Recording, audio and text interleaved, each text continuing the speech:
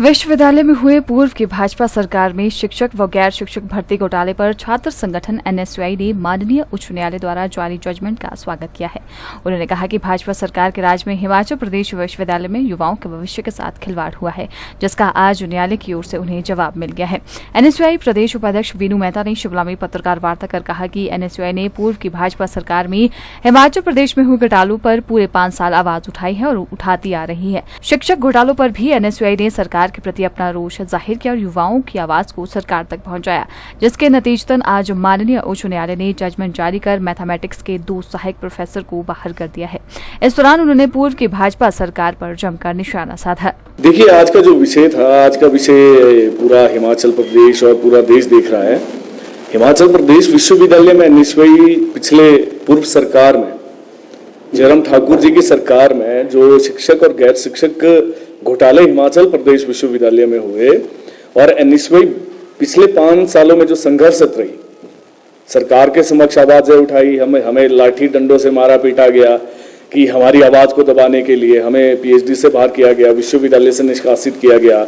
जो भाजपा द्वारा और जयराम ठाकुर जी द्वारा बिठाया गया वहां पर एक पूर्व कुलपति सिकंदर कुमार जी जो आज सांसद बने हैं, जिन्होंने अपने बेटे की फर्जी एडमिशन पीएचडी में करी। आज हमारा जो मेन मकसद था, एनएसयूआई का जो मेन मकसद था, आज हमने माननीय उच्च न्यायालय का धन्यवाद करा।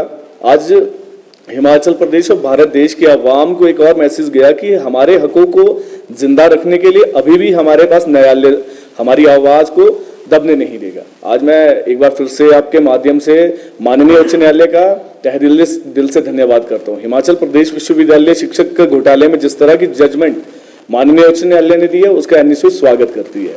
आपको मालूम होगा कि मैथमेटिक्स के 2 सहायक प्रोफेसर को घर भेज दिया गया है कि और जजमेंट में क्या लिखा गया कि जो वाइस चांसलर है वो अथॉरिटी नहीं है कि वो न किसी को लगा सकते हैं। 12C7 HQ एक्ट 1970 का जो इमरजेंसी पावर है वीसी की, उसमें ये कहा गया है कि वाइस चांसलर ना किसी को लगा सकता है ना किसी को निकाल सकता है। लेकिन जो सुप्रीम अथॉरिटी है वो सुप्रीम अथॉरिटी इसी एग्जीक्यूटिव काउंसिल है हिमाचल प्रदेश विश्वविद्यालय की। कोई भी डिसीजन लेना हो, कोई भी कुछ भी इंप्लीमेंट करना तो एग्जीक्यूटिव काउंसिल ही करती है। और माननीय उच्च न्यायालय ने भी यही जजमेंट दी कि प्रोसेस फॉलो नहीं हुआ है रिक्रूटमेंट में, और प्रोसेस ना फॉलो होने के ऊपर एनएसयूआई तो बार बार यही बात कर रही थी सरकार के समक्ष कि जो 200 से 250 लोगों को भरा गया, जो भारत देश का सबसे बड़ा घोटाला जिसमें आरएसएस भाजपा एबीवीपी के लोगों को भरा गया, उसमें कोई प्रोसेस फॉलो तो हुआ ही नहीं। एक मैं आपको बता देना चाहता हूं कि उनके जो लोग वहां पर लगे हुए थे, जो उनके हस्बैंड है वो प्रोफेसर है, सीनियर प्रोफेसर है हिमाचल प्रदेश विश्वविद्यालय। एक मैं आपको बता देना चाहता हूं अपने एक हमारे पवन गर्गा जी है और एक कोई आनंद सागर जी है, इनके धर्मपत्नियां वहां पर लगाई गई थी। मैंने कभी इनको देखा नहीं, आरएसएस के प्रचारक है, इन्होंने अपने परिवार के लोगों को लगाया। इनको शर्म आनी चाहिए। आप तो शिक्षक और के नाम पे एक धब्बा हो। आपको इसलिए प्रदेश विश्वविद्यालय में लगाया गया है, आप एक गुरु हैं। आप कभी भी किसी भी छात्र के भविष्य के साथ खिलवाड़ नहीं करोगे। और आपने क्या किया? एनएसयूआई यही मांग कर रही है कि इस जजमेंट के आधार पर जो 200-250 लोग लगे हैं, जो सिकंदर कुमार के जो पाप का घड़ा है वो भर चुका है, जयराम ठाकुर का जो पाप का घड़ा है वो भर चुका है,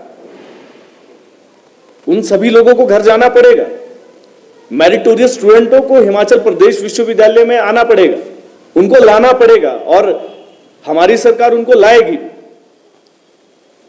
ऐसे नालायक लोगों को हिमाचल प्रदेश विश्वविद्यालय में भरा गया।